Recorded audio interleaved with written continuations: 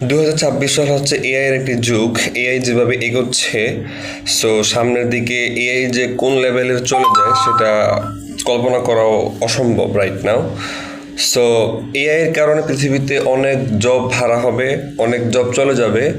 AI অনেক basic কাজকর্ম, অনেক অ্যাডভান্স কাজকর্ম এআই রিপ্লেস করে দিবে, but at the same time AI এর কারণে কিন্তু অনেক জব ওপেনিংও হবে, অনেক নতুন নতুন রোল তৈরি হবে। যেমন 2025 সালের আগে কিন্তু আমরা কখনোই এআই অটোমেশনের কথা ভাবতেই পারিনি, বাট এআই আসার ফলে এআই অটোমেশন নামে একটা ইন্ডাস্ট্রি তৈরি হয়েছে। এআই এজেন্ট যেগুলো হচ্ছে একটা বিজনেসের রিপিটেটিভ যে কাজগুলো, একটা বিজনেসের যেই অনেক প্রবলেম এই এআই অটোমেশন দ্বারা কিন্তু সলভ করা সম্ভব। এবং এই অটোমেশন এজেন্টের অনেক ইন্ডাস্ট্রি কিন্তু এখন অলরেডি তৈরি হয়ে গেছে।